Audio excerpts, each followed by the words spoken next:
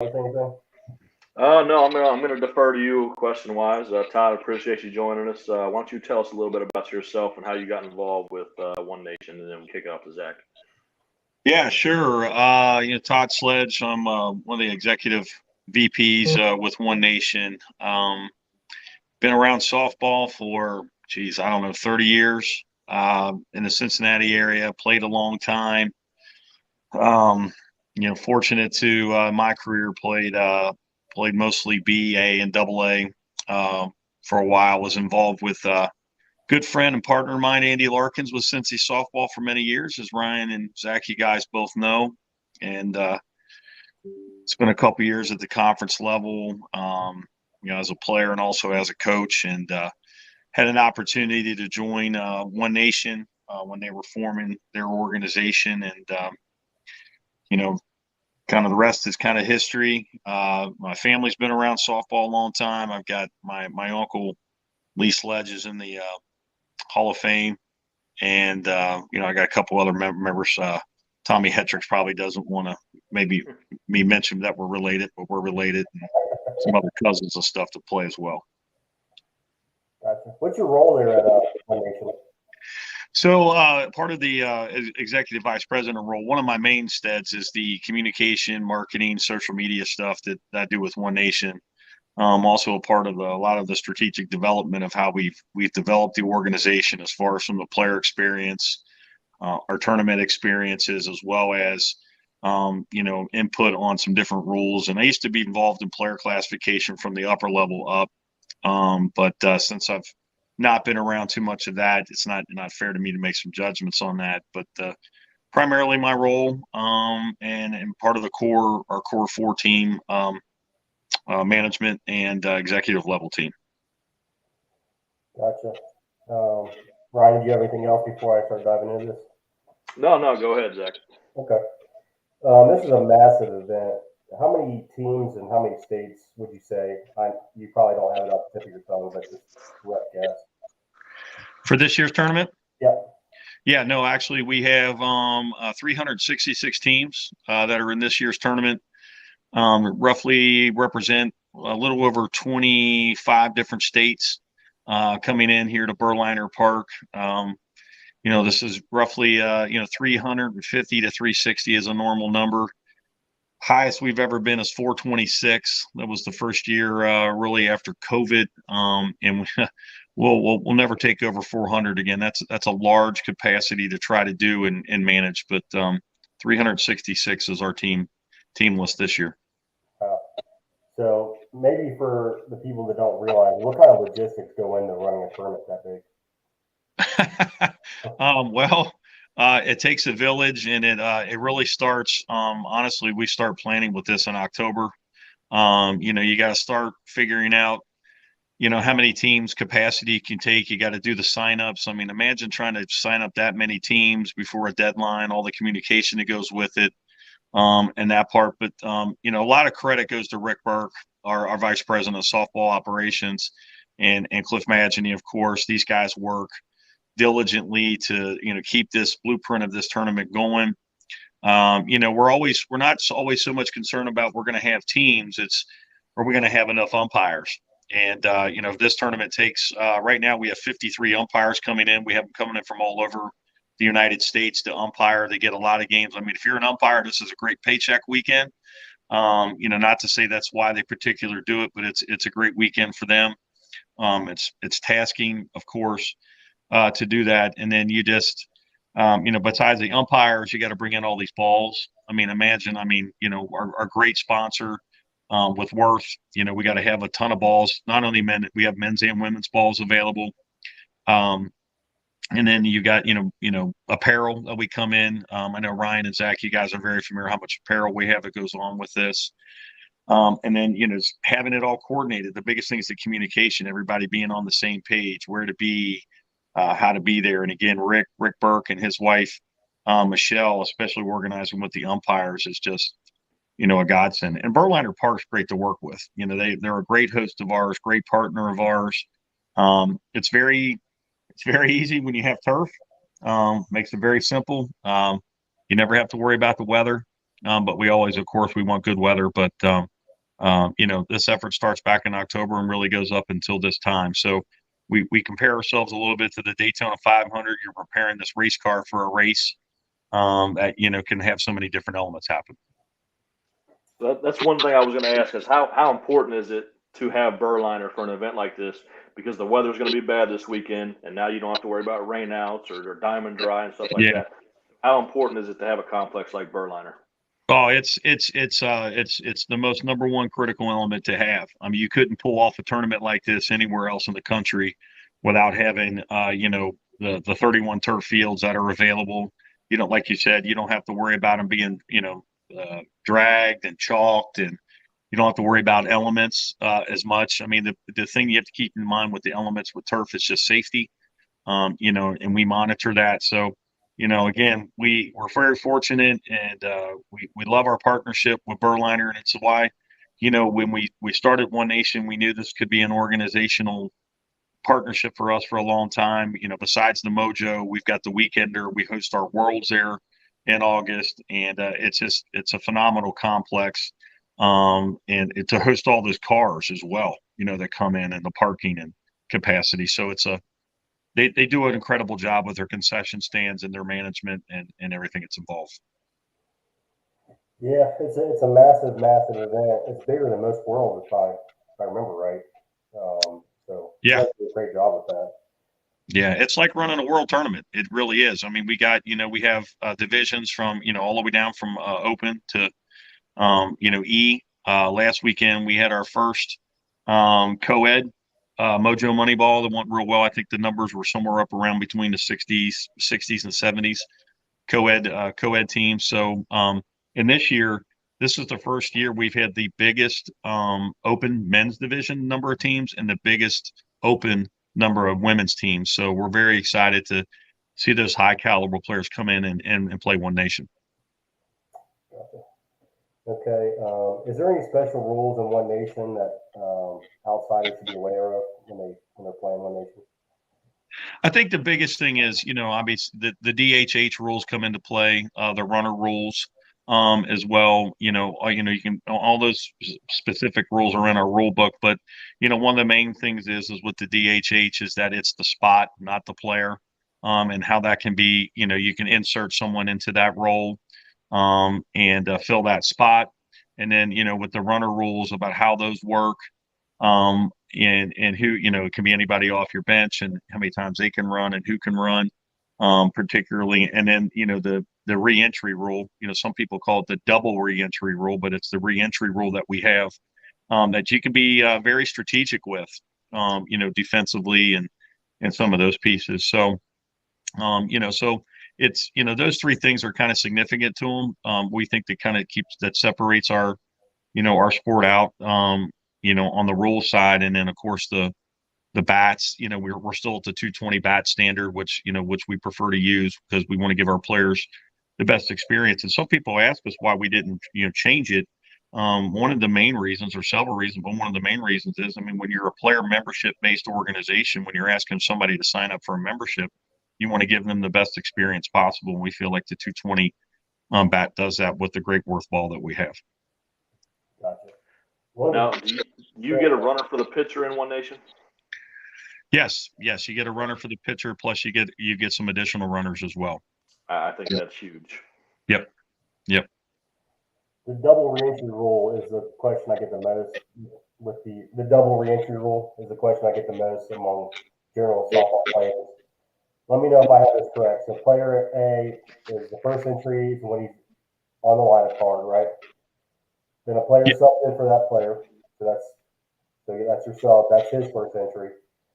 Then the player A can re-enter. So that's his re-entry. And then the second player can then go back in, and that's his second re-entry. And then that player A is dead at that point, and player B would have to stay in the game unless somebody else subbed in for him. Is that correct? Yeah, you described it perfectly. The best way that I tell people is that all you got to remember is, when someone steps onto the field or into the lineup twice, that's the best way to recognize it. You can't really mess it up. So, to your point, Zach, that first time that you're in the lineup and you're playing, that's where it starts. And then if you just think about, somebody going into the game twice, that's how you monitor it and control it. The term double reentry gets used, but that's not the significance of it. It's the reentry. Gotcha. Okay. You get that. You explain that better than anybody I've heard as a player coach. Didn't you, Chris? Time limits. You guys do time limits, correct? What's that? Time limits. Yeah, we use time limits in the Mojo. We have to with that many teams, and to make it a 3-game guarantee, you have to do that. We do what's called a shotgun rule, where when that time starts, it's a shotgun start, just kind of like in golf. Everybody is on the same page, and then when that timer actually goes off, we do allow the next inning to be played or completed. It's not you just walk off the field. So we want to make sure that we give everybody that experience as they come in for the Mojo and they get their 3 games capacity as we've promised. Rick mentioned last night, sometimes this happens, the bracket comes out and teams are like, we're just not going to be able to do this or that. So we do have a couple forfeit games in the bracket, not many. And it is an official bracket, so it does count as an official game. So, it's one of the communication factors that we need to do that. But the time limits are what they are. They're different. The time limits are different for each division, starting at 50-minute increments and kind of goes up per division. As well, a little bit of adjustment with the run rules as well, just to make sure that we get as many innings and games in as possible, because this is the first time a lot of times players are stepping onto the field. Yeah, I know there's always a debate about the time limits, but I've never really had an issue with it. If you stay on task, you can usually get the game in, from what I've noticed. Yeah, exactly. Okay. Those were the questions I had.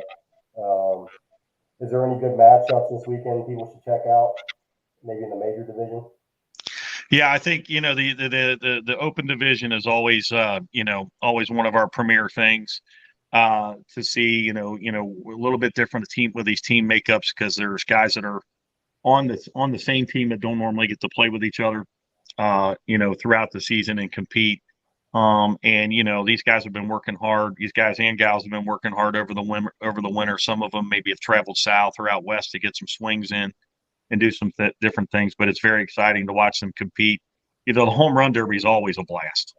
You get some different competitors that get out there and do that, and you line up the sidelines or the baselines on each side, and we've also been able to work out having the beer truck come back for that as well, which was always a highlight. I think to some point, sometimes that can get a little out of control, but that's always fun to do that. But I say not to dismiss any of our divisions. One of the things that I've always enjoyed about the Mojo is watching the women's divisions play, because there are some great women's players from all the divisions, play, and there's some exciting women's softball that happens here during the Mojo, and I encourage people to get out and watch those divisions for sure. Adam Smith was on last week, and he talked about how One Nation does women's the best. So that's nice to hear you say that as well. I think you guys had 40, 50 women's teams from what I saw earlier. That's good. Okay. And when is the home run derby? Is that Friday night still? I think I remember it being on Friday night. Yeah, that's Friday night. Yeah, it's Friday night. They're on that main field. So, don't park out there in left and center field. I can tell you right now, I wouldn't do it. You need to park some distance. The cold weather, obviously, it's going to probably be 50 degrees by the time of the derby.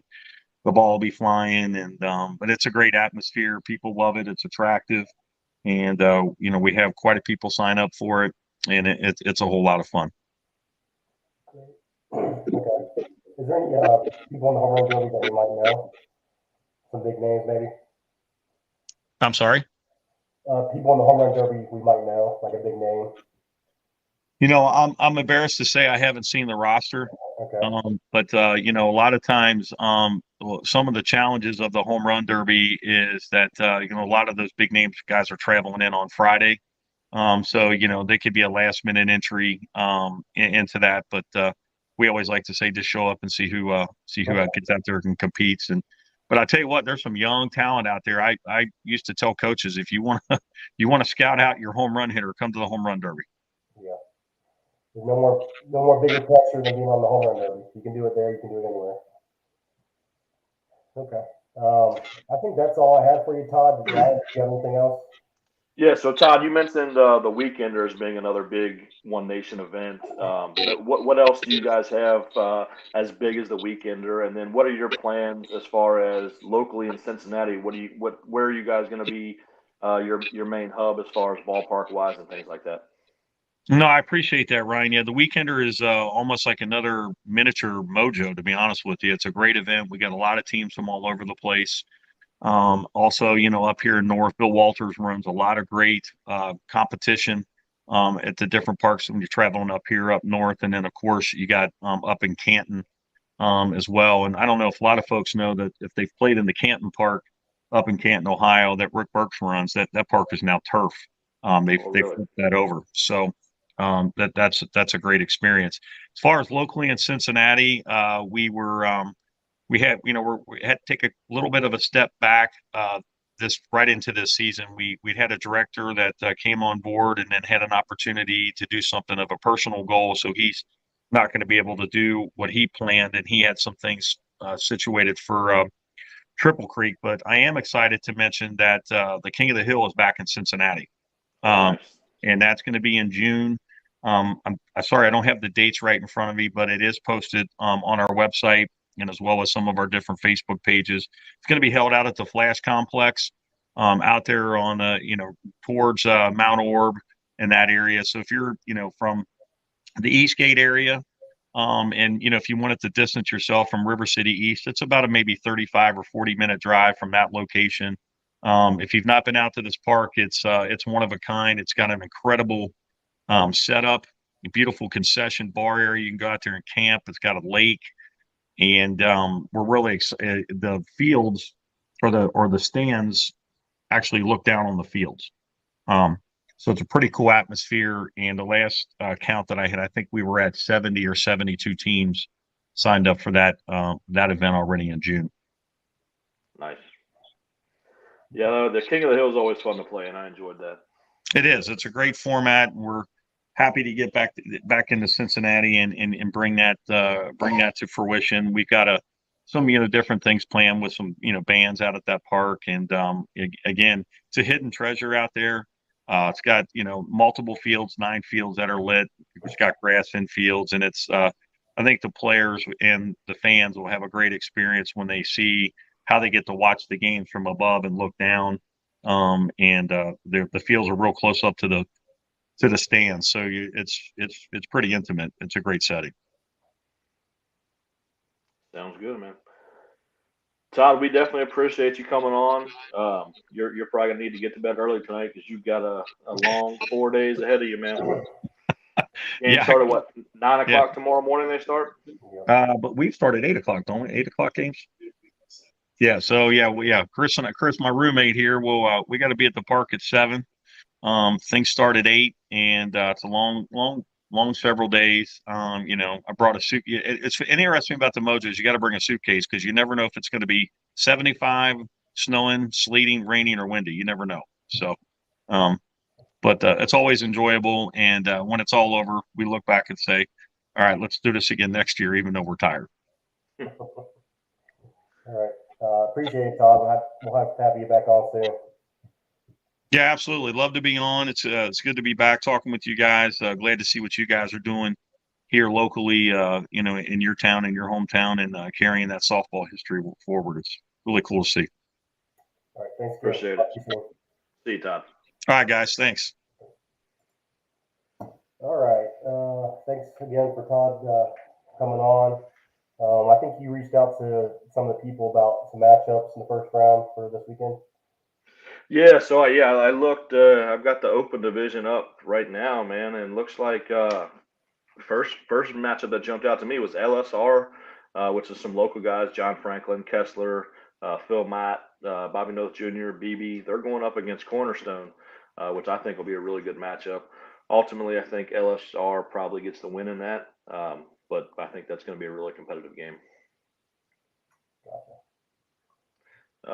Next one I've got Unified. I guess that's going to be Bogey and Greg Riddle's team. I don't know if that's the old SVC team or not, but they're going up against Old Bag, which Roger Fields, Kevin Green, and those guys. So that's going to be another interesting first round matchup. Winner actually looks like they get Radich and John Williamson as long as they win their first round matchup. Oh, look at that. They got Stevie on the roster. Yeah.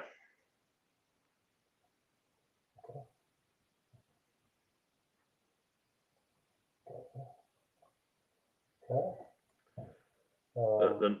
The next matchup I want to talk about is probably what I feel is the best first round matchup in the tournament. You got the Pinkham team against Roof X, All Hustle, which that's the old Red Rock team, the Amish kids. Oh, okay. So that's going to be a very, very competitive first round matchup Saturday at 10 o'clock. Silverbacks? I believe they were Silverbacks and they were Red Rock last year. And I think they're Roof X this year. Gotcha. Okay. So what's going on with my microphone? Everybody keeps talking. Does it just sound muffled or what? It was a little muffled when you were talking to Todd, but Okay. Is it okay now? yeah, sounds good now. Okay. All right. Nature Boys, I saw they were upset on their page earlier this week. So hopefully they got whatever they were upset about figured out. West Point. So what were they upset about? They didn't want to play open? I think I don't know for sure, so I hate to even comment, but it's something about player rankings weren't even across the board, state to state or something. I don't really know. Gotcha. I mean, they always have a really good team, so yeah. I mean, they should definitely be able to compete with whoever they play against. They have the power to do so. I don't know who Beachy Construction is, but I would take Nature Boys in that matchup. I'll pull it up and see if I know anybody. Okay. No, I don't know. A couple Yoders. Other than that, I don't know. Okay. Did you look at the roster of that Beer Bellies team? No, I didn't. Yeah, check that one out. That's an interesting hodgepodge of guys. I think they're going to do all right, though. Oh, you got Dick House on there? Yeah. Okay. Hinkin? Spencer? Yeah, this is a hodgepodge of guys. Cavalier? I think they have a good first round matchup, too. It looks like that KBI team's a lot of B-rated players, so it should be a pretty evenly contested match. Yeah, they could win some games for sure.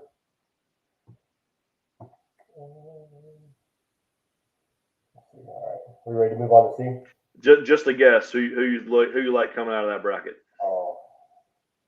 Oh, I always go with the Amish. Okay, we're on the same page, but I think Pinkham's team beats him, and I figure whoever won that game would probably be the favorite to win it all. Yeah. Okay. On to C division. Okay. Looks like 34 teams. I was surprised. I thought there'd be a little bit more teams. Yeah, C's kind of a tough division this year. I don't know why. Maybe this transition year. We'll see. All right. See Tiger Fitness up top. Yeah, locally, Tiger Fitness. I guess they were talking about this Tennessee team was supposed to be pretty good, but I looked at them.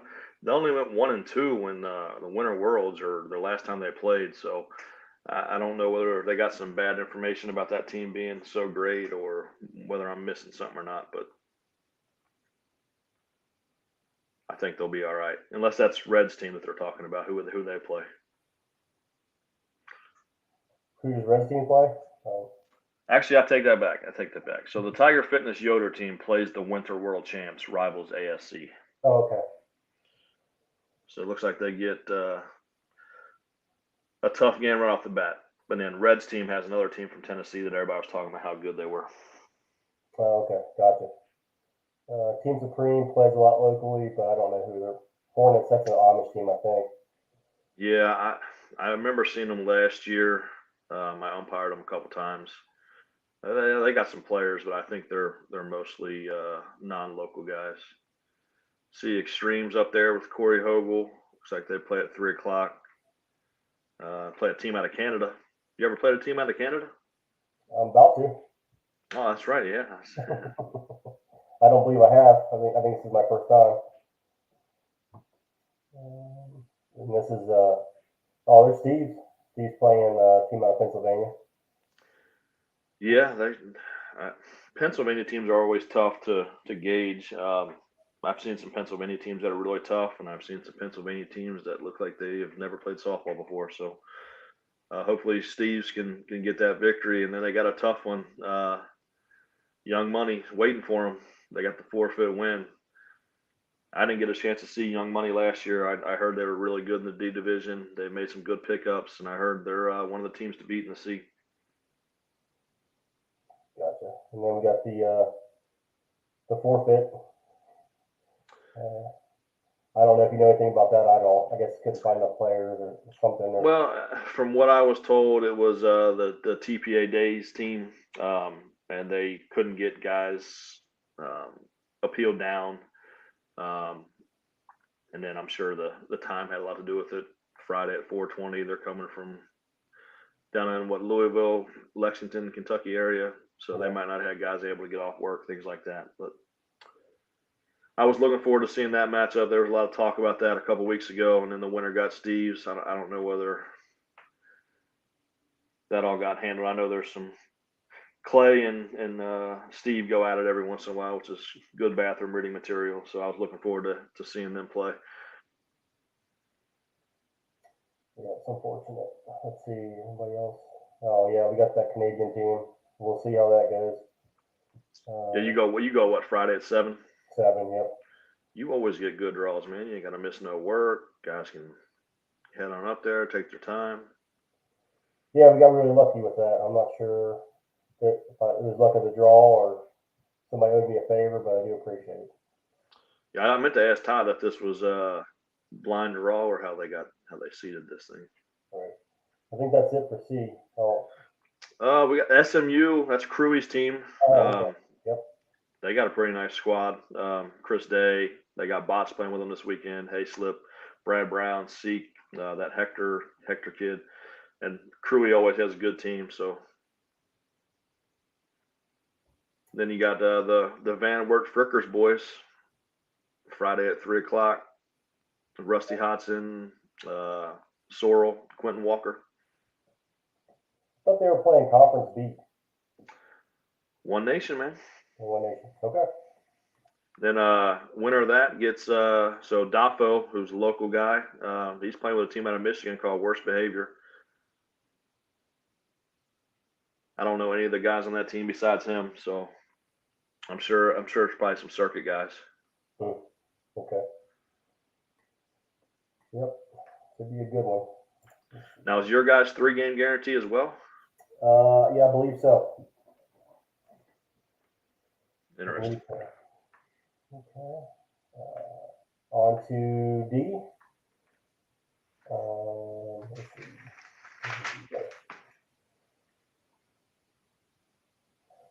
Day construction. Alpha Dog. That's McCoppin and friends. Yep.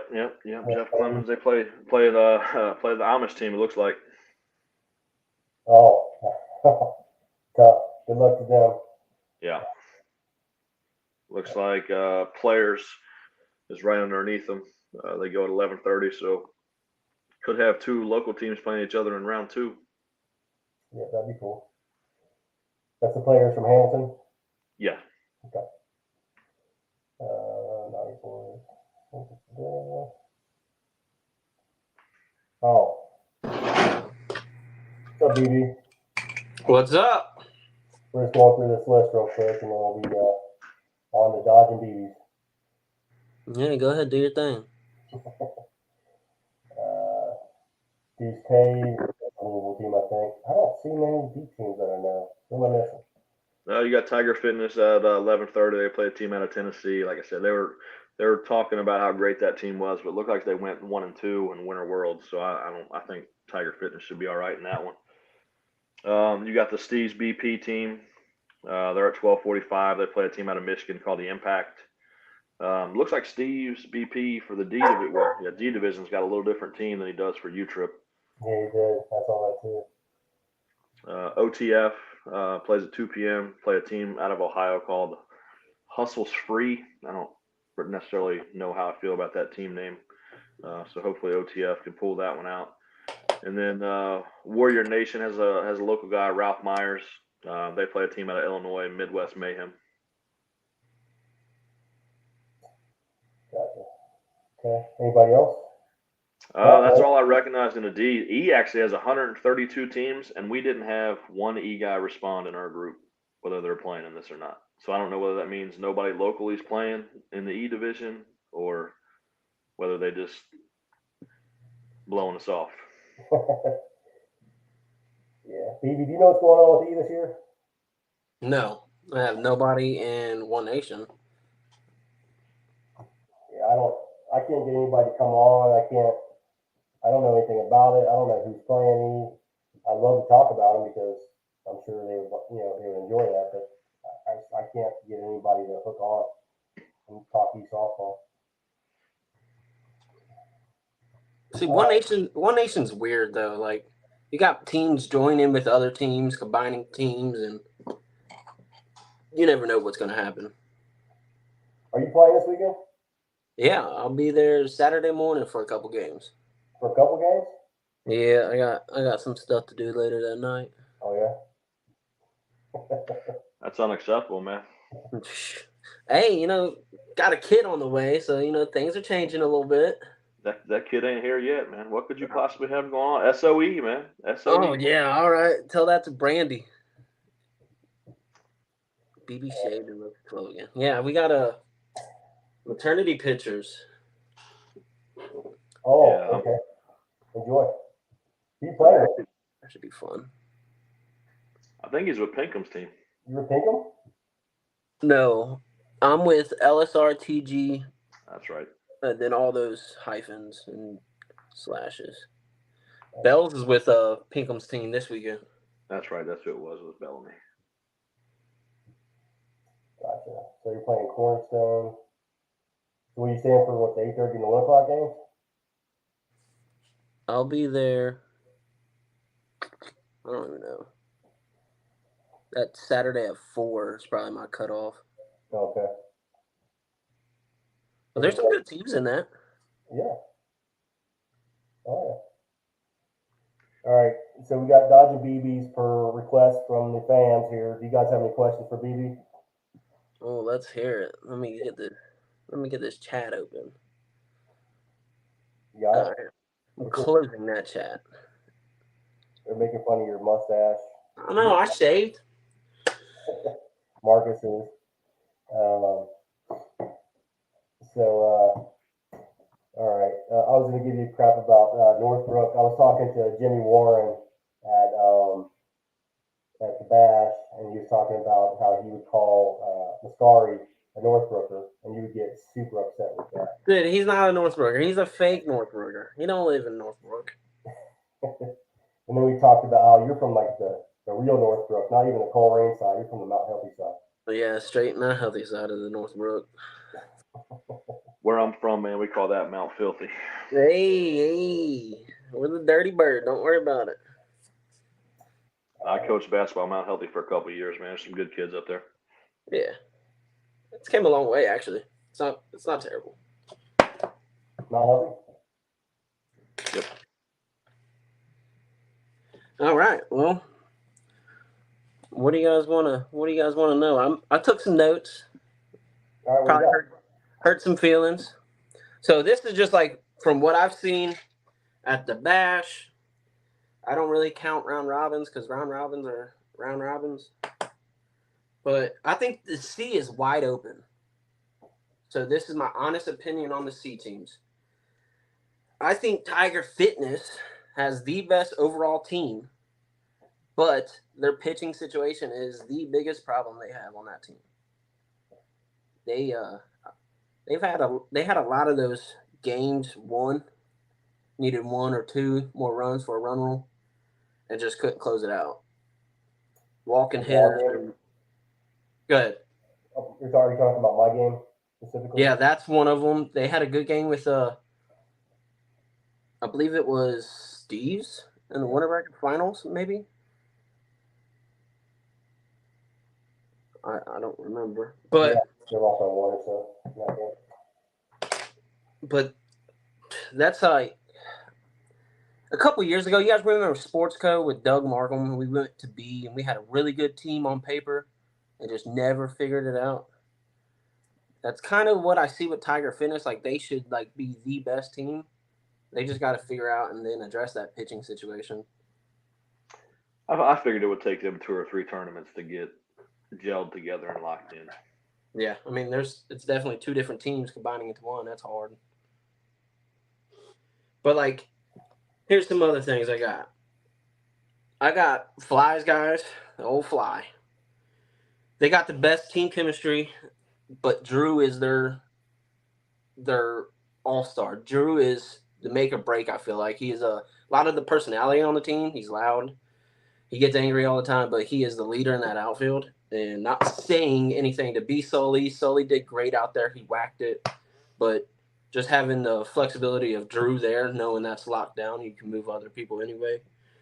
And then the infield for Flies is absolutely disgusting with Doug at third, and then his brother Lightsey, and so on and so forth.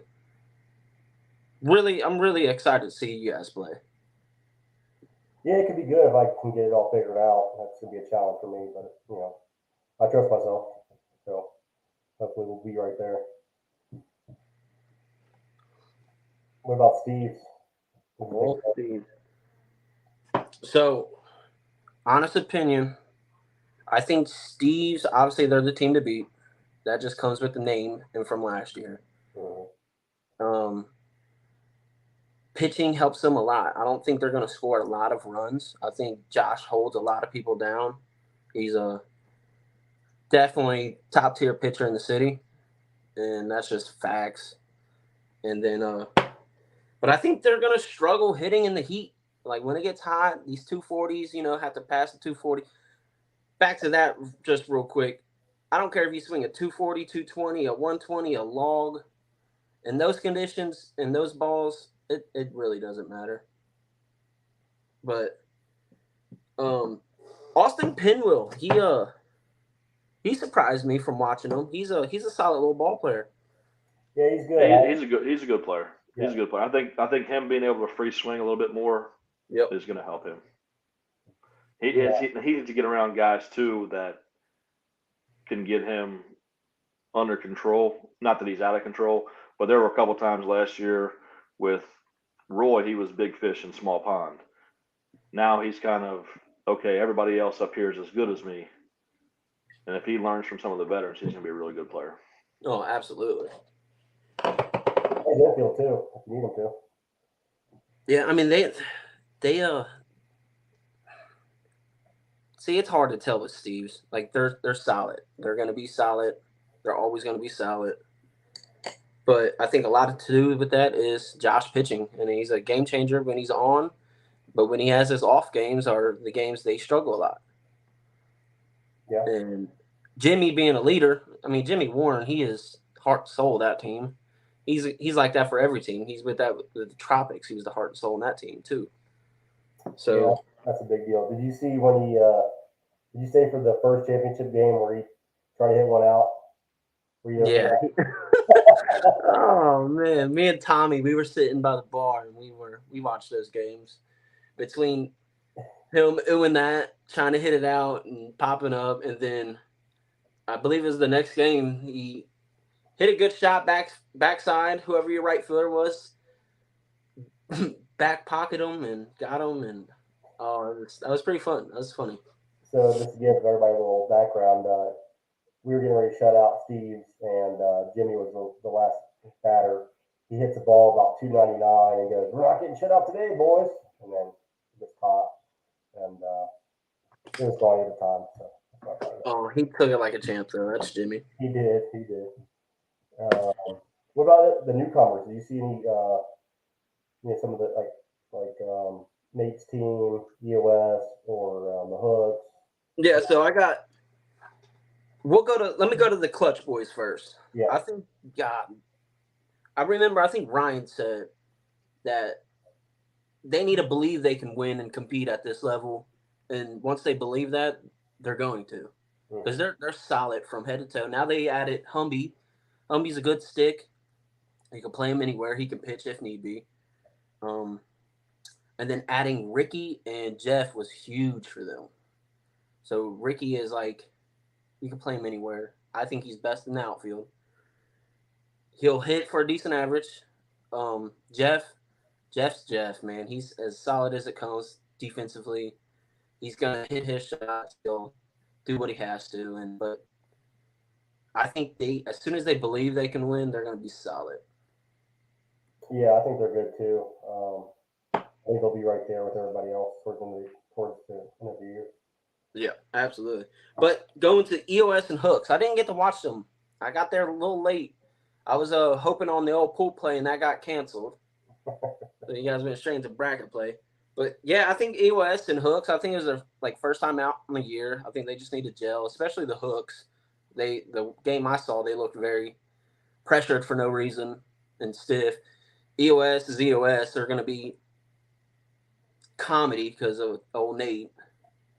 But I think that they gel on that. They were getting whooped, but they were still competing and throwing up numbers, and just because they were just loud and they wouldn't roll over. So I feel like they're gonna be fine once they figure that out. I think the Hooks. Justin. I feel like Justin he's a decent coach. I played co-ed a couple times. I know it's co-ed, but he keeps everything chilled and pressure's off. You just got to go out there and just do your job.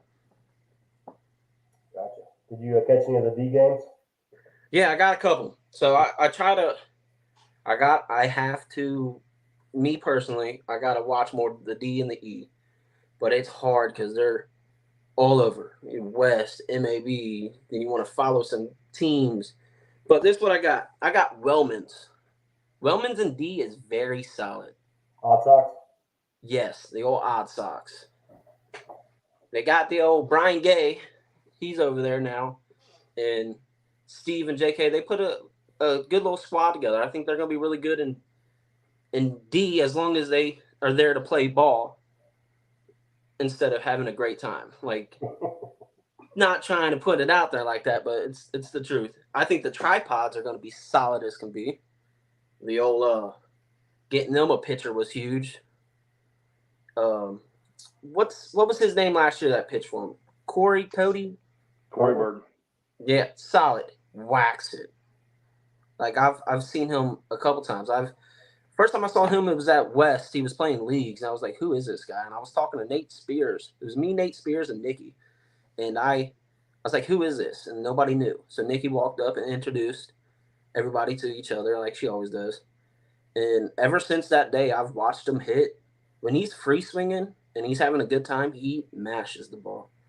Pitching is pitching. That'll come. But watching you, and if he pays attention and listens to you, he could be one of the solid pitchers here coming up. Yeah, he and Tony Moser did a really good job a couple weeks ago in the Bass. I was very impressed with what they were able to do. They controlled the game. They both hit well, so I was really happy for them. Who else I got? Oh, Steve's BP. They're solid. Is it Steve's BP in D? I think it's Steve's BP and D. Okay, they're solid. They're gonna hit. I'm terrible with names. They have I can't even think of his name. I think he was their hitter. Tyler Sharp. Yes, Sharp. He whacked it. He did pretty good. Is he from the Rusty Nails? Was he on there before? He was, and I think he was with who won the Metro a couple years ago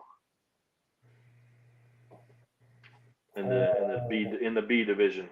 I don't know. It was Calvin's team. Oh, wait, I thought they got protested, or am I thinking of something else? Maybe they did. I don't know. So I think they won it a couple years ago in the B division, and then tried to play that same division the year after. But I think Sharp played with that team last year. Gotcha. Okay. Here's some other good teams. I think like these are just teams that stood out to me like when I was just watching them. So we got that Rocks team. They go by Odyssey this year, I think it is. Mm-hmm. They're going to be solid. Tiger Fitness, the NTS, they're always going to be solid. I feel like they need to work out some kinks. And who was their hitter this in the bash? I think it was Nate. Was it? Yeah, when we played him, it was Nate. Yeah. I thought their shortstop absolutely murdered it, and I thought he probably should have been the hitter. Yeah. But yeah, it was Nate. I mean, Nate's a good hitter too, but I think Nate's good enough for he can keep it in, no matter what. Who's Nate? Who? Gamble. Nick Gamble. Okay. Yeah. Yeah, I just did BP with Nate the other day. He's he wants to get better. I mean, I think he needs to just realize like, hey, he needs to open up his swing a little bit more. I feel like he's trying to be one dimensional, try to go backside a lot. But I think he's That's funny you say that. So we played him. We actually had everybody poolside left second base open because he was the hitter. Yeah. He's hitting a ground ball backside to second base for a base hit. And I'm like, that's a win for us. Thanks, bud. yeah, you got to hit, but if you're not trying to hit it out, perfect. Yeah, I mean, I'm with you, especially like being the hitter. Obviously you want to hit home runs, but your main objective is go hard at the ball, and going backside is, unless you're murdering it backside, but trying to hit holes, depending on the situation. I mean, if it's close game and you're not feeling it, you just need to get on. I get it, whatever. But if that's like your go-to, it's first rough. inning. But back to Steve's BP. I think they're the most talented team in the D, and I think the only way they get beat is when they hit home runs for outs. Oh, you think so? See, I think the Odd Sox, man. I think if they come to play, they're gonna be legit. I like the Odd Sox team a lot too. I think Steve's has more proven guys right now. And I think the Odd Sox guys, I like their team because it's a bunch of guys that everybody's overlooked and they play with a chip on their shoulder and they play hard and things like that. Those two teams are going to have some serious battles. But I look at the talent level on Steve's BP from top to bottom. They're going to be hard to beat, man. If they do not hit ending outs, they're going to be hard to beat. What's your honest input on your shortstop, little Frankie? I think he is an absolute gem, and once somebody teaches him how to hit, sky's the limit for him because he has got some of the best hands I've seen. Yeah, and he usually stays in front of it, man. It doesn't matter who hits. I've played against him a couple times, and I've tried to take his head off, and he'd stay there and field it. It's a shame he's not built like his brother. Ain't that crazy? Yeah.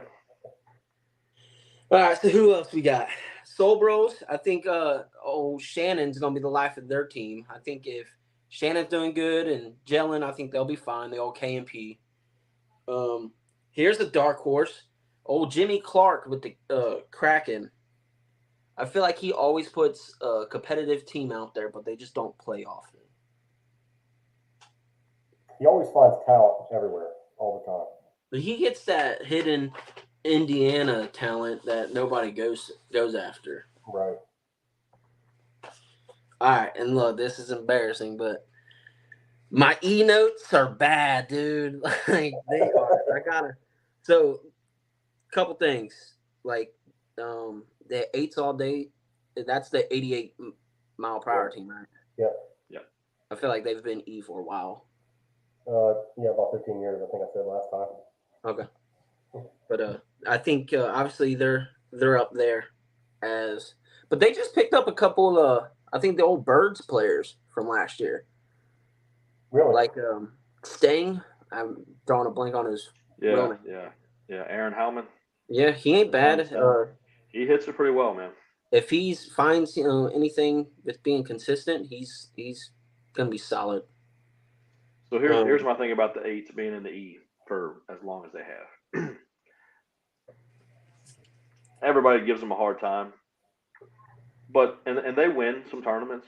But there are going to be some tournaments where that team goes 0-2 and you're scratching your head like, what in the world happened? Last year they were very inconsistent. They beat us a couple times in WSLE, and you're sitting there, and when they beat you, you're thinking, wow, that team should be moved up. Then the very next weekend they'll come out and score 3 runs and go 0-2. So I honestly believe that they should be an E team, and they're built for an E team. I wish once you won a tournament, you had to move up anyway, and then you can go to World and play whatever world you want to go to. But I think the 8s are right where they belong. So since you said that, so here's my hot take on that. People are not going to agree with it. Some people will. Frankly, I don't care because it's just my input on it. I think the E level should be an entry level. So saying entry, it's your first couple years of ball. Yeah, if you get out of E, so if you get bumped up into D or anything like that, there's no more dropping down. You can't drop back down to E and restart. I feel like E should be just entry level, and D should be the standard of slow pitch softball for like a competitive like level. As you've played for many years, you're not considered an E player. So basically what I'm just getting to is I feel like E should be the entry level. Once you're out of E, you shouldn't be dropped down. Like the E chip into the E rec, like I don't understand that. But at the same time, like the whole appeal process, that's a whole different subject, and we can go on for hours on that. But yeah, when I first started playing softball, the E, if you went and watched E players, it was literally guys in cut off blue jeans, and stuff like that. It's totally different now. Yeah, and I mean it just comes with like I feel like if that happens, then it's like a domino effect. The D into the C, C into the B, because there's no locally B ever. Tommy tried to do it for as long as he can. There was a couple other teams that tried to do it, and that's why teams. For example, Steve's last year had a very great season, got that bump to B, and they disbanded because, I mean, B locally is hard unless you're going to a conference schedule. But that just takes another old – that's another old battle. Just go as a B team. If you're not going conference but to play the conference schedule, it sucks because you know you're getting the worst draw. You're going to get 9 out of 10 times you're going to get drummed unless you're Amish and the Silverbacks, and you can beat anybody. But I just feel like there should be a domino effect out of the E division.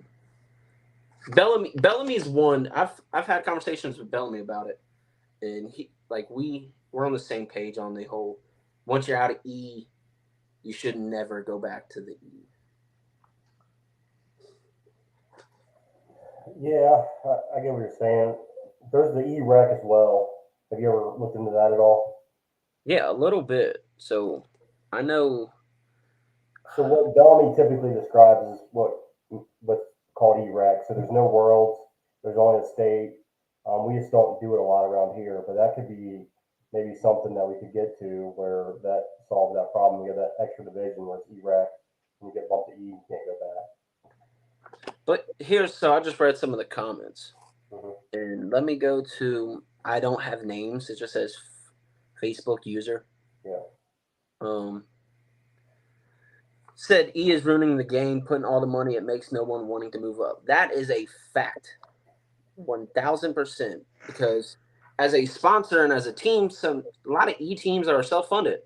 D teams are self-funded. So you want to maximize your playing abilities and how much you're spending your money. So you're going to want to win as much money in E and D is where it's at. Like, so I don't know numbers on the top of my head, but I know when we were all hustle in E, we won a shit ton of money. And then we took that into D, and then we did really good in D as well. So it's just like the cash cow. So as a sponsor standpoint, the higher you go, the less like actual benefit of like winnings there is. There's no money in C. There's no money in B. Yeah, it's different. So like I understand like the whole everybody stays E because they want to win. Obviously, if you play to lose, you're a loser. I don't want to play with you. But I don't know how you address that. Got to keep bumping teams, and then what they really need to do is figure out the B division. I think if they figure that out, everything else works better, in my opinion. So I don't know if they need to run tournaments of BC or just bump a whole bunch of C teams or what, but the B division I think is the biggest hurdle at the moment. Yeah. It's wild. All right, I got two more E teams I want to talk about. Okay. Then I can you guys can rapid fire some questions if you want. So, first one's at Cincy Slime. So that's I believe it is Peyton Adams that runs that team. Yep. So I used to play with Jab and all that, Jamie, and so like I know the family a little bit. I am impressed with what he's done in the last, I think, year or two with the whole Cincy Slime. So like they used to be a team you see in the bracket, and it's like okay, and let's skip over them. Who do we play next? But you have to put some respect on their name because they come out the ball. I wish that team would play in more big tournaments. They Yeah. play in a lot of fundraising tournaments and things Yep. like that. And I think they're good enough to play in the big time events.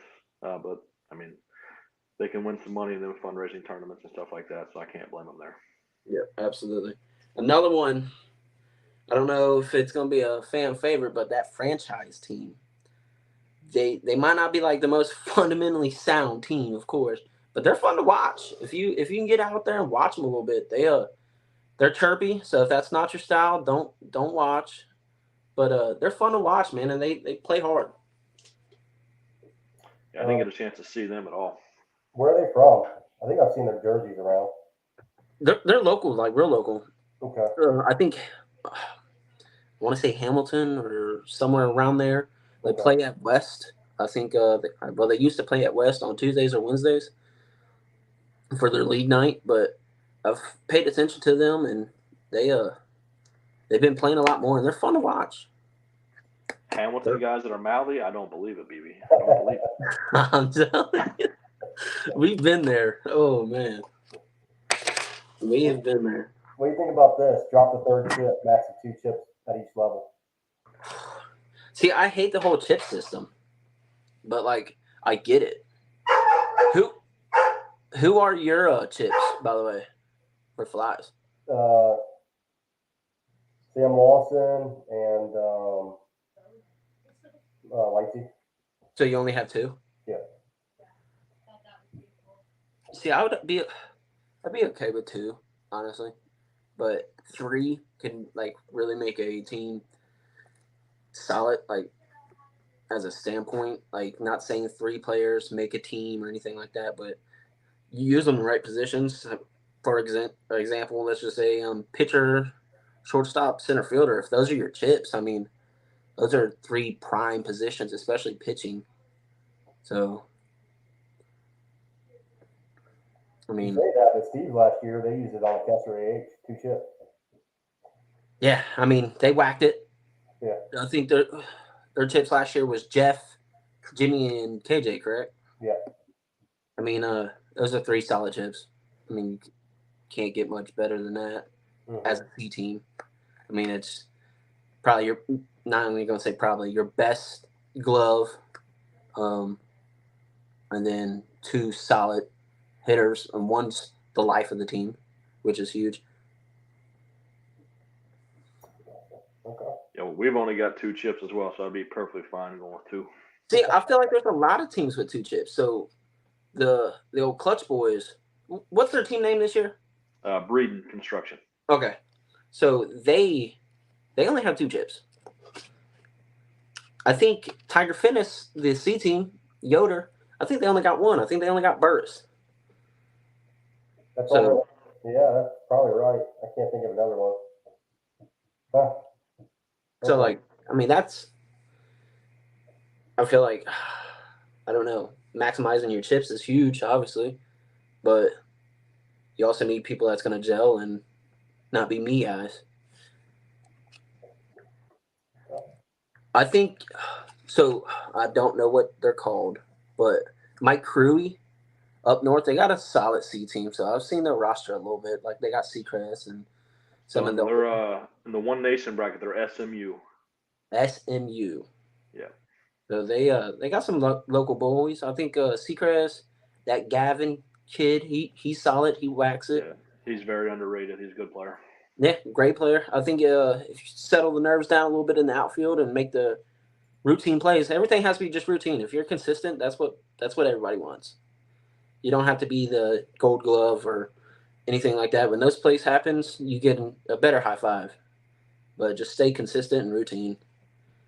But I think they're going to be solid. They came down to a round robin. Obviously, they had pickups. They had Radich and Rusty and a couple other people, but I feel like they're going to be solid.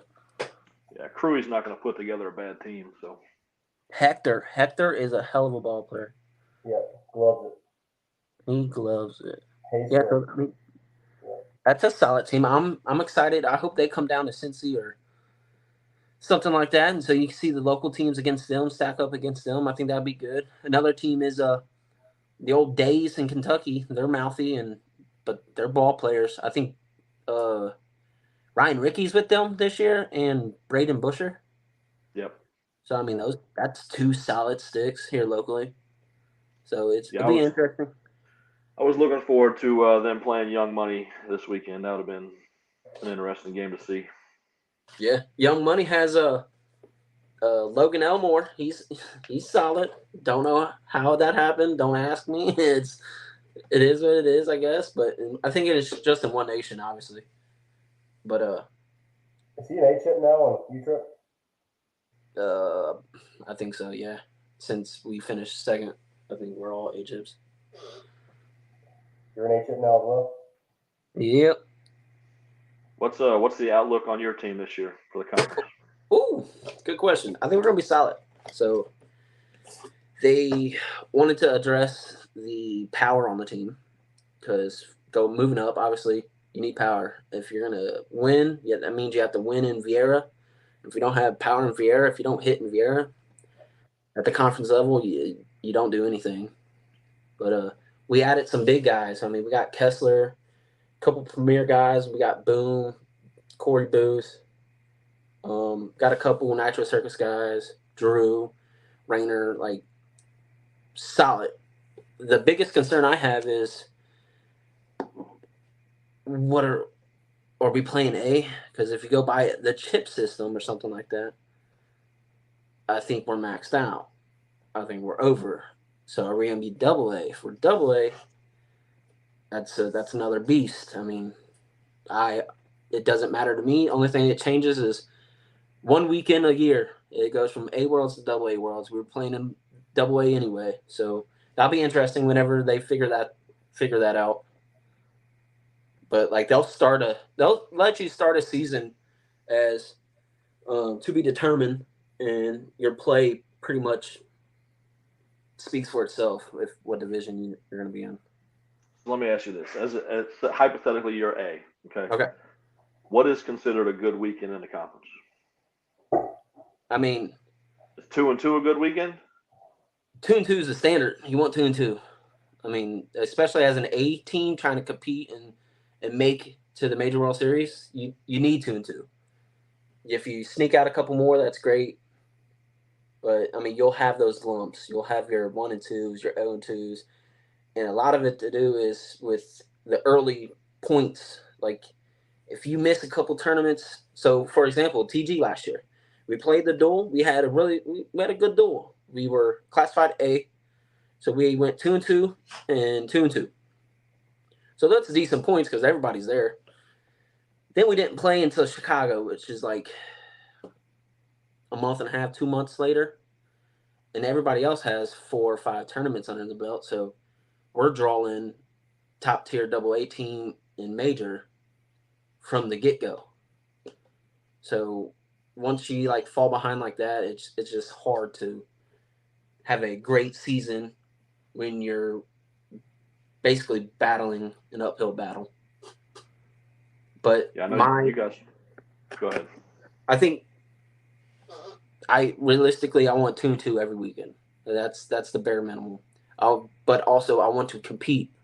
When we lose, I don't want to get blown out. It don't matter if we're playing Juneau resi or anything like that. If you're competing, you're fine. Just you can't get discouraged when you go out there and you get drummed and they put up 15 on you, and well, you got to go get your 15. If you don't get your 15, you can't fall in a hole. It's just a lot of the big teams want to boat race you because they get all those home runs. So if they're trying to run rule and they have 12, 13 home runs that they use, they're going to use the last little bit of their home runs, try to bury you. And that's when you're just supposed to take your base hits when you can and take your home runs when you can as a lower team, as a B or an A team.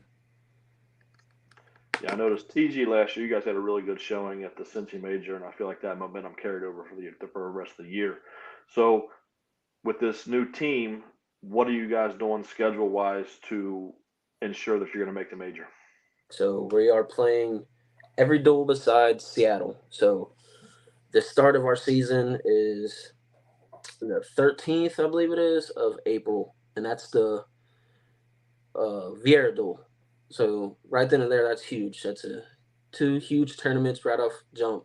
And then 2 weeks after that, we're going to Texas and playing in the Useless duel, I think it is called, or something like that, and which is another huge points.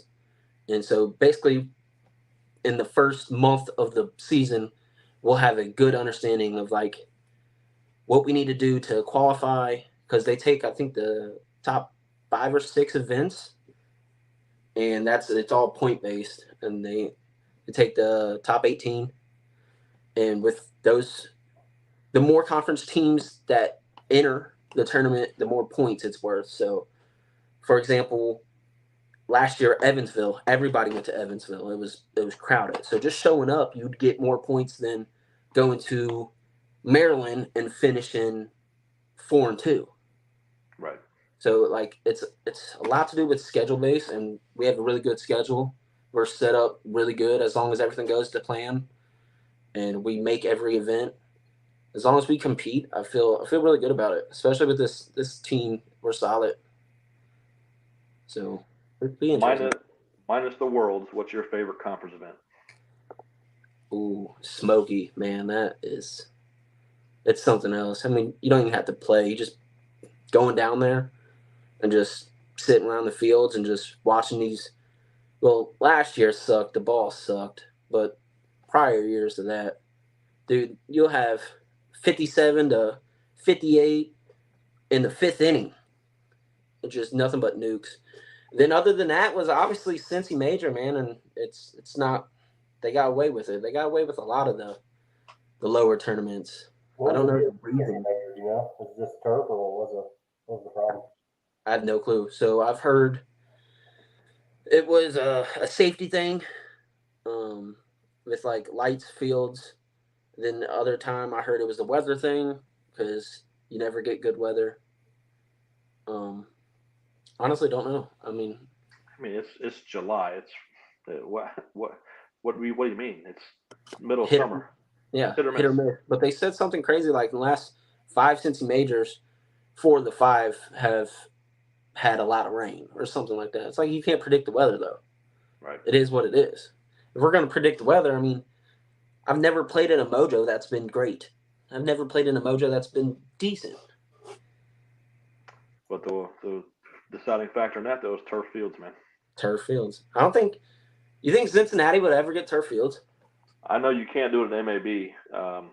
I don't know why you can't do it at West or East. Somebody said something about floodplain or something like that, but I think East and West would be perfect if you had turf fields. I wish I could get like names. I got Facebook user. Is that the one you're talking about? No, but who is that? All right, so I got a couple questions for you guys. All right. Here locally, like, obviously you guys know a lot of ball, but who do you think's like the next couple players that actually make the jump and, you know, try to elevate their game to play the best of the best? Do you see anybody? Like, I've had conversations with Tommy about this too. And like here locally, do you see anybody that stands out and like if he puts his time in, he could, you know, play wherever he wanted? I mean, there's always a bunch of them, but like you got to have the want to do it. Yeah. Like when TK and Frankie and those guys went to the conference, I was like, I don't know if they're ready for that. And then they went out there and they did just fine. So I was way off on that. I don't know. I mean, maybe it's a question for you. What's the jump? What's it like to jump from local to conference? Being consistent. I mean, it's you got to hit your BP. You got to do what you have to do, but you just got to be consistent on both sides of the ball. Once you realize that, and you don't, I don't want to say showboat, but like gloat and try to throw everybody out in the outfield or try to hit a home run every time. Or once you just learn how to play the game, and I mean, I'm still learning, put my time in, watching. I'm watching the upper guys. I'm watching the Phil Matts, and here's one, Mitch Ladinsky. He's doing great. Yeah, He's a, he just keeps going up and up and up. yeah. I mean, but he's putting his time in. He's hitting his BP. He's doing what he has to do, and that's what he wants to do. But at the same time, softball is what you want out of it. If you want to play with your buddies, play with your buddies. If you want to play at the highest level you can, play at the highest level you can. It's whatever you want to do. Don't sandbag. That's not saying sandbag, but Like, So I think the issue with some of the guys not wanting to move up is I know a lot of guys want to play every weekend. You move up, your playing every weekend days are done because there just aren't enough tournaments for upper level players to play in. So as a conference player, you're playing in how many conference events? I think we 7 or 8? had. I think we got 10 on the schedule. So 10 conference events. You can pick up a team in the Bash for Cash. You can pick up with a team in the Mojo. So realistically, you got the Metro. City Slam may have an open. So you're looking at 14 weekends. Yeah. I mean, I know our Tripods kids, they literally want to play every single weekend. Yeah. I mean, I was there. That was me a couple years ago. I mean, but I realized like I was getting burnt out by the Metro. I'm like, oh shit, the Metro. That's 14 days of straight softball. But I was also playing 3 to 5 nights a week, and then playing every weekend. Ball was life, literally. But so that just comes with that, and so like I'm on a schedule, not necessarily a schedule. I play once or twice a week, and I hit BP on one of those days before leagues, and that's what I stick to. So I'm not that guy that's burnt out, but at the same time, I still come and enjoy. Whenever I'm not playing, I'll come down to the ballpark and watch ball and just try to pick up on things. I watch a lot of people. I like to watch the pitching. The umpires, they're doing the best they can. You're not going to have a perfect strike zone every time, but seeing what umpires call what, and if I'm going to have them locally, I don't have to worry about that conference-wise anymore because since he's gone.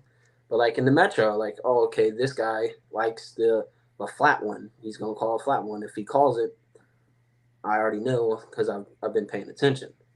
That's pretty much my like routine in the season, I guess you can say. I'm gonna put you on the spot here, man. Let's do it. Best player you've played with locally.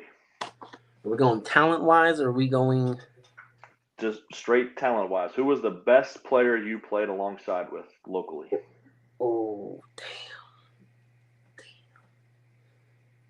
I mean, Phil Matt. I mean, am I counting Phil? He's not local. I mean, he's an hour and a half away. That's not. I'm talking the Cincinnati tri-state area. Oh, Stevie Hendrickson. Yeah, he's solid as he can. He'll bat wherever you need him in the lineup. He'll hit for an average for power. He'll play any position. Stevie's as solid as they can get. That's just me being honest. But like, I can break it down to you. So like, when I was playing with All Hustle, the best glove I've ever played with, like when I was just starting out, was Brent Mathias. I don't know if you guys remember Brent. Mm-hmm. He had a glove. His glove was phenomenal. And he would make plays on the opposite side of the pitcher that he wasn't even supposed to get to. And then with the Tropics, I mean, the guy that gets slept on a lot is Peanut.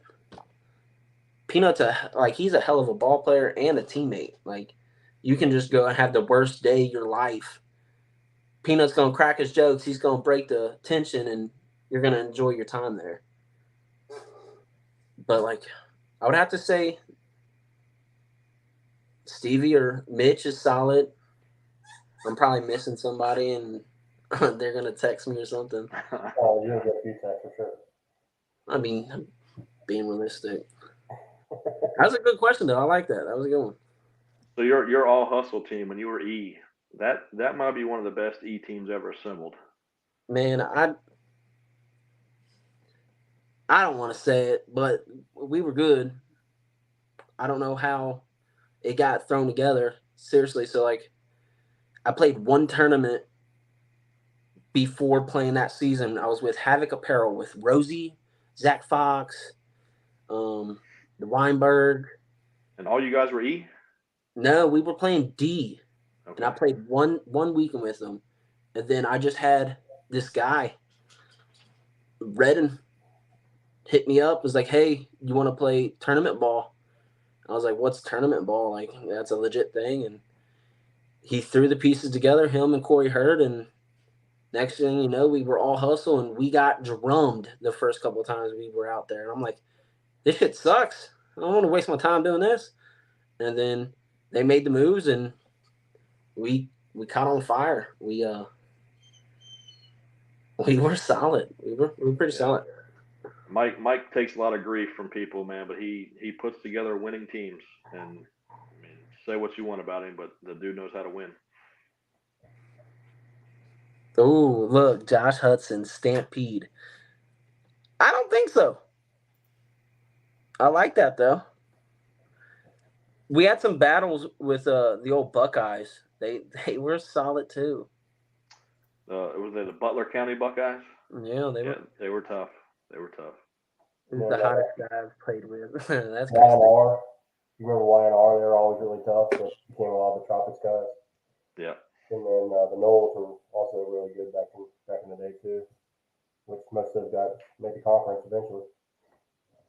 I mean, C at that time was wild. So you had the Tropics, you had T&W, you had the Knowles. That was good ball. Like, you had some solid, and then that was like All Hustles D year, and you had like Hard Knocks, and there were some battles. What about you? Who's the best player you've played with? Best player I've played with? Yeah. Probably a lot of guys don't know who he is, but Michael Rogers played for Watanabe. Ooh, Watanabe. If you don't know Watanabe, you don't know softball. Michael Rogers could do it all, man. He could hit for average, hit for power, play the outfield. He was as solid as they come. And then another guy too, Ben Moreline. He's probably a little more familiar. Ben plays infield, outfield, does everything. Made an appearance with Bradley's team last year. Yeah, I was probably in grade school. Yeah, I'm old, man. So the guys that I know, you guys probably won't have any idea about. What about you, Z-Fly? I would say the best overall player that played for me was probably Sorrell. Really? Yeah, he hit right around 700. I think 1 year he hit over, 1 year he hit a little bit under, and he played a fantastic outfield. So kudos to him. There's been a lot of great ones. Lacey's good, Doug. I can keep going, Sam Alton. But I say overall, those 2 years Sorrell gave me were probably the best 2 years from my individual player. Look what Frog put. Oh, Fight Club. You remember Fight Club and 4 Blue? Fight Club and 4 Blue. 4 Blue was those are my guys, man. They're tough. Yeah, I don't think they were ever E though. They were always D team. Yeah. Tank. I remember Tank being on that team, right? Tank was on Fight Club, yeah. Okay. So you brought him Sorrell up. What do you think about the Frickers team? Have you seen their roster? I've looked at it a little bit. I'm sure they're going to be awesome, but let's see. I'll pull it up. Yeah, I think I'm intrigued to see how they do. They're playing a conference schedule from what I heard. Yeah. But they're going to see this weekend. How do I get the roster? So I don't know most of these guys. I know Rusty, obviously. He plays for Cincinnati a bunch. Trev, outstanding outfielder. Sorrel. Yeah. I don't know if he's still hurt or not, but if he's healthy, obviously, he's done. And then I only hear amazing things about this Whistle. Is that the guy I'm thinking of? That Whistle, yeah, The outfielder guy. he whacks it. Yeah. They got a Brad Brown. They do. Yeah, Brad's a good player. Yeah, he's solid. He's playing with Crewy. I don't know. I think Brad Brown's playing with Crewy. Yeah, I'm sure they'll be good. I saw him last year at USLC World, and they were killing it. So they'll be good. Somebody said 08 DD greatest of all time. Yeah, I was in middle school, so you gotta talk to them about that. Is that Chuck? That's probably Chuck. Is it Chuck? Oh, shit. Yeah, going that far back, Syndicate was good too back then. Wish that was Sam Lawson team. Is that the Syndicate team with Riddle? Riddle, Chris Newberry, Sam Lawson, Jake Lawson. Tell you what, Newberry was one of the best hitters I've seen. Yeah, I had him for a few years. He was a great hitter. Talking about him, he gave me some of the best advice, and I was struggling. I think we were with Havoc or something, or the year after the Havoc, and I was struggling in a tournament, and he came up to me. He was like, "Why are you struggling?" I was like, "I don't know, because I suck."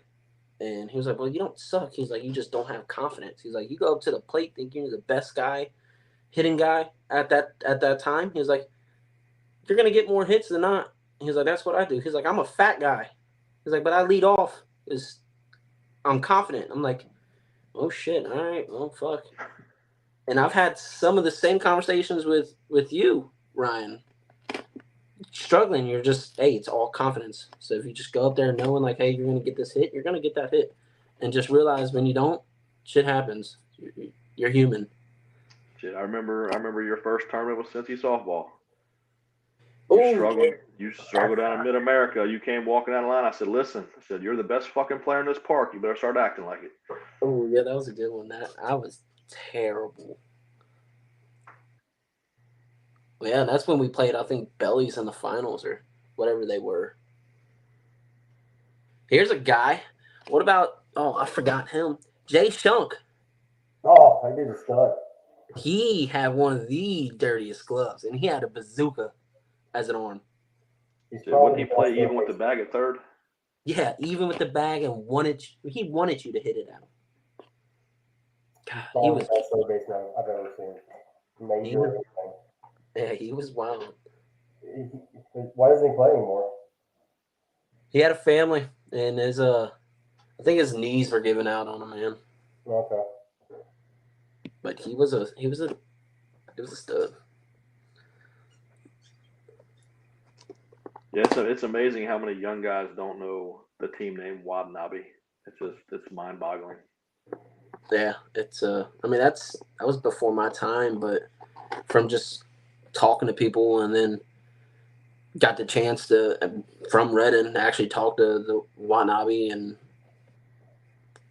find out that whole background. And then with that, you got EMR, Pure Romance, and then you start paying attention. You're like, damn. And then you realize like all these guys started down low and then worked their way up, and that was softball. You start down, but you wanted to get as high as you can. When I first started playing, man, leagues were a big deal when I first started. You had the Wednesday night Rumpke League. If anybody who was anybody played in that league. And you would show up, and it was like the finals of the Metro every Wednesday night. There were people everywhere. Teams wore full uniforms for leagues. You had guys diving into second base, hustling out doubles, things like that. And it was just different atmosphere, man. Like Wednesday night was more crowded now than the finals of the Metro this year, it's crazy. Yeah. I wish softball would get back to that. I think after like the opening week of Metro, the crowds are just like down. Dan, I am not joining We Hate Tony Parker for the Corn Boy because I am not playing in that shit. That has to be Chuck, right? Are the field's still pretty rough? Yeah, fields are always going to be rough there, and it's hot. And then I feel like I was in a bathtub because it was raining, and I was just in a pit. Great atmosphere, like a lot of people come out. It's just, and that's not for me, not no more. I played in it once, and then I never did it again. But fun fact: the same weekend as St. B's, and St. B's is a real big deal over there on the east side. I've never been. It's one pitch, and I tell you what, they don't care about heights. You got these old men throwing it 20 feet in the air and landing perfectly. It's like, first of all, fuck you for doing that. And I think the one time I played, I struck out swinging twice on balls that were like 20 feet high. I think Tommy brought me out. I don't think it was like 4 years ago or something. I was like, Tommy, thanks for bringing me out here. I'm like, but I'm never coming back because all they had to do was hit that little mat behind the plate. Like, yeah, I'm out. Shit, that's how I feel about West Side, man. Red asks me all the time, you want to come down and play? Went down a couple times. They throw it to the moon. I'm a 200 hitter at West Side. Said, thanks, Red. Don't ever ask me to come back down here again. Yeah, I heard the West Side's fun. I gotta get down there. I tell you what, it is. It's a hidden gem down there, man. The games are at like 6:30 and 7:30. Beer's cheap. Infields are great. The guy takes care of his park. Takes care of the people that come to his park. It's a hidden gem down there. It's got great food. Don't go speeding through Addiston though, man. If you go over 25, you're gonna get pulled over. Yeah, I'm out on that. Look at the old Watanabe EMR Cincy softball Metro Open, huh? That's gotta be Chuck. Has to be Chuck. Has to be Chuck. You know, Chuck probably has his medal on right now, Z-Fly. From Challenge Cup? Yeah, Challenge Cup Chuck. He bailed on us. He wasn't there Sunday. Yeah, he's a loser. You hear that, Chuck? You're a loser. Hey, this is fun. Yeah, thanks for coming on. Yeah, Connor Patterson. Wish there'd be more ball played at Westside. I heard it's a great time at Westside. I'm really gonna have to go up there. Yeah, man. You hit the fish, you win 2 conies. What? Yeah, they got a little sign up there. If you hit the fish, you win some cheese conies. Oh, you know I'm about the cheese conies. All right. Well, I guess Westside's got a lot of hidden talent, man. There's some young kids down there that play that are pretty good, but they won't play no tournament ball. Westsiders like to stay on the west side, if I know anything Yep. about them. All right. I guess we'll go ahead and wrap it up then. Thanks for calling in, BB. We'll have to get you back on. Appreciate it. Yeah, next time I won't be nice though, so Okay. just an FYI. I like to hurt the feelings. I just first time out, I was a little nervous, All right. No, I'll get my microphone figured out. I actually did buy like a $50 microphone. Yeah, you sound like you're like in a box or right off 275 exit or something. So I don't know if that's me being in this little room or what, but I'll figure it out. I might switch the headphones like Rhino did. So, anyways, thanks again, and we'll talk to you soon. Yes, sir. It was fun. Thanks, guys. Appreciate it. All right, good luck. You got everybody playing this weekend.